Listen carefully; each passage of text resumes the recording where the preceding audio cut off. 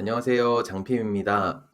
이번 주는 제피어라는 자동화 도구에 대해서 주로 설명드리겠습니다. 내가 만든 웹사이트에서 그 방문한 사용자가 어떤 액션을 했을 때 그 액션에 수반되는 필요한 동작들을 제피어라는 도구를 통해서 자동으로 처리되도록 연결하는 그 과정에 대해서 설명드리겠습니다. 제피어라고 하는 건 업무 자동화를 위해서 여러 가지 앱들을 연결해서 나만의 워크플로우를 만드는 앱인데요.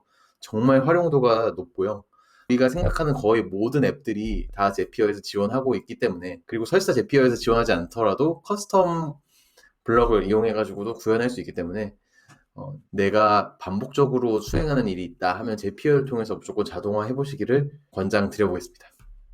일단 이번 첫 번째 영상에서는 내 웹사이트에 문의 및 제안을 하는 폼을 통해서 사용자가 연락을 남겼을 때 이 연락처는 저의 잠재곡이잖아요.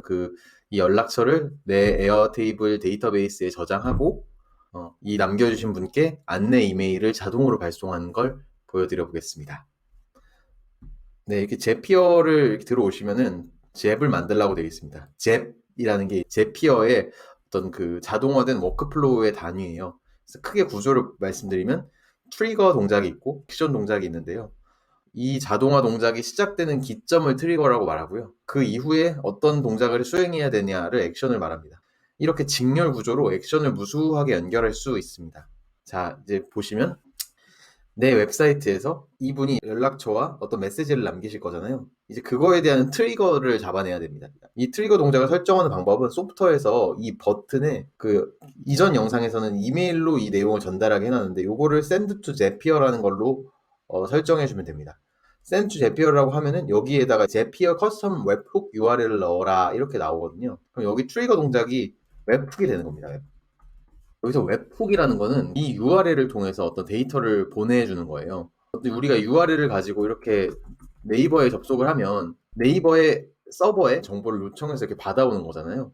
우리가 URL을 오픈하는 그 신호를 보내면 그 URL 오픈을 기점으로 해서 데이터를 보내는 게 웹훅이거든요. 그래서 보시면 여기서 캐치 훅이라는 옵션을 선택하시면 되고, 이제 제피어가 이 워크플로우에서만 활용하는 이 URL을 자동으로 만들어줍니다. 그래서 이렇게 보시면 이 URL이 우리가 이번에 만들 제피어 자동화 동작의 트리거 웹훅 URL이 되는 거예요. 그래서 이 웹훅 URL을 이렇게 실행하면 이런 어떤 코드들이 나오는데, 이 URL이 실행되는 시점을 트리거로 해서 이 제피어 서버에 어떤 인풋이 들어가게 되는 겁니다.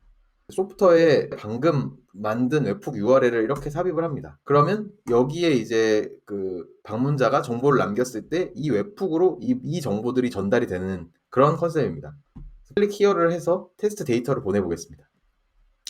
이렇게 방금 보낸 테스트 데이터가 이렇게 넘어온 걸 확인할 수 있습니다. 여기서 보시면 내 이름, 이메일, 메시지 같은 내 폼을 구성하고 있는 정보들이 이 웹훅을 통해서 이렇게 전달된 걸 확인할 수 있습니다.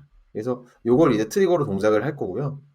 그럼 여기서 들어온 정보들이 내 그 에어테이블 데이터베이스에 정리되도록 해야 되잖아요. 왜냐하면 이분들은 이제 잠재 고객이고 이 인바운드 문의를 남겨준 거니까 이분들의 히스토리를 관리하는 게 내가 차후에 영업을 하는데 도움이 될 거라고 생각해서 이걸 정리하는 거예요.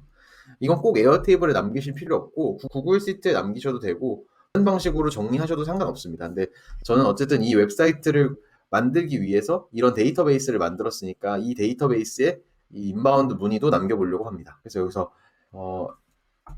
에어테이블을 검색하고 이런 새로운 문의가 왔을 때 기존 걸 업데이트할 거냐 새로운 걸 만들 거냐 했을 땐 저는 새로운 거 동작을 만들겠습니다. 그래서 이렇게 하고 이렇게 로그인을 해주시면 됩니다. 로그인하는 거는 예전에 그 소프트웨어 연동하는 거랑 똑같이 API 키를 입력하시면 돼요. 저는 네, API 키를 입력하겠습니다. 네, 이렇게 하면은 로그인 됐고요.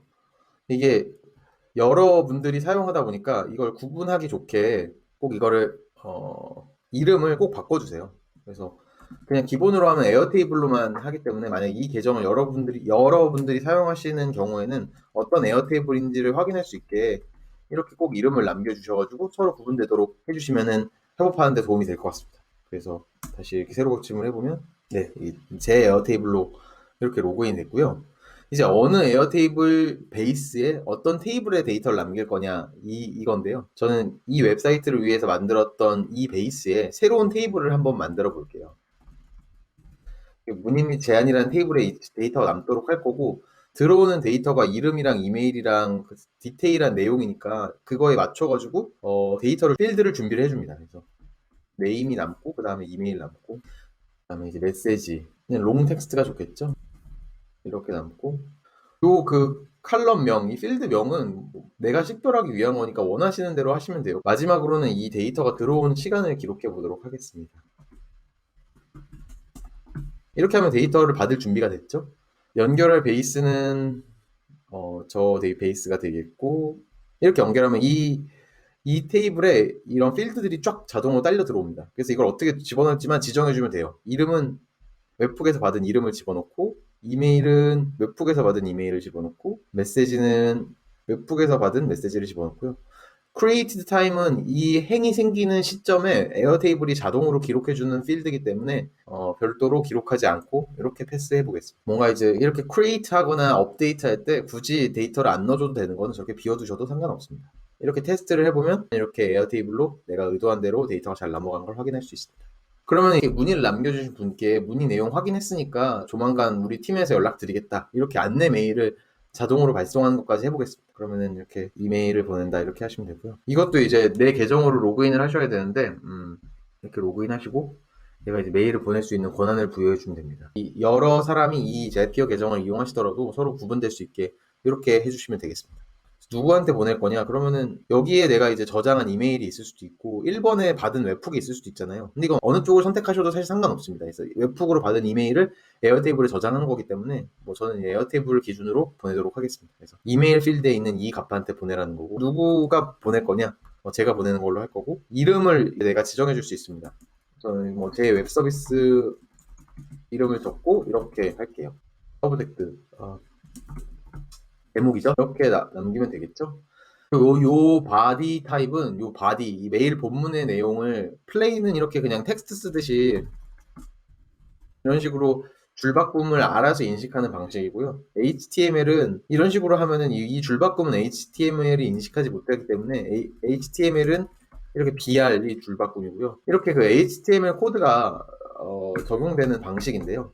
G메일을 쓸 때는 플레인으로 해도 전혀 상관이 없더라고요. 근데 네이버 메일의 경우에는 줄바꿈을 인식을 못하는 문제를 제가 발견을 했습니다. 그래서 제가 교육을 할 때는 항상 HTML로 하시고 줄바꿈은 BR 이걸 이용해서 하셔라, 이렇게 말씀드리고 있습니다.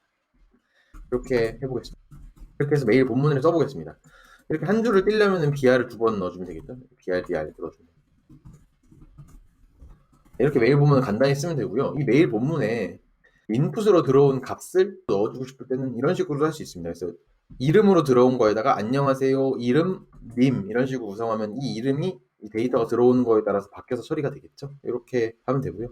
시그니처는 저의 개인 서명을 G메일에서 설정한 서명을 가져오도록 하고요. 뭐 이건 파일 첨부고 뭐 이건 따로 하지 않고 이런 식으로 세팅해서 테스트를 해보면 제 G메일에 보낸 메일함을 확인을 해보면 이렇게 정상적으로 메일이 발송된 걸 확인할 수 있습니다. 이렇게 하면은 세팅이 끝난 거고요. 이 잽을 켜주고 구분할 수 있게 이름을 지정해 주겠습니다. 네, 이런 식으로 내가 이해할 수 있게 이름을 지정해 주면 되고요. 요게 잽이 이렇게 켜져 있으면 이게 이제 자동으로 동작하게 됩니다. 실제 웹사이트에서 정상적으로 동작하는지 한번 확인해 보겠습니다. 네, 내 웹사이트 이렇게 퍼블리시를 해야지 이제 적용이 되겠죠. 퍼블리시를 하고 내 웹사이트에 들어가서 문의를 남겨 보겠습니다. 보시죠. 문의를 남기고 이런 식으로 고객이 정보를 입력하게 되면 이렇게 소프트웨어에서 데이터가 보내지게 되고, 그러면 이제 제피어가 동작을 해서 이렇게 에어테이블 상에서 자동으로 정보가 남게 되고요. G메일에서도 해당 유저에게 이렇게 메시지가 나가게 됩니다. 이렇게 간단하게 제피어로 자동화하는 거를 말씀드려 봤습니다. 이렇게 제피어를 활용한 여러 유즈 케이스를 최대한 보여드릴 거고요. 이걸 응용해서 여러분의 서비스의 로직을 처리해 주시면 되겠습니다. 이 소프트웨어로 만든 웹사이트가 프론트엔드 역할을 한다고 하면 제피어가 백엔드 서버의 역할을 하는 거고요. 에어테이블이 데이터베이스의 역할을 하는 게 된다, 이렇게 이해하시면 되고, 이로써 소프트웨어와 에어테이블과 제피어를 조합을 해서 정말 잘 동작하는 하나의 웹 서비스를 만들 수 있게 되는 겁니다. 여러분들은 그거의 기초를 방금 배우신 거고요. 네, 그럼 다음 영상으로 다른 유스 케이스 또 설명드리겠습니다. 감사합니다.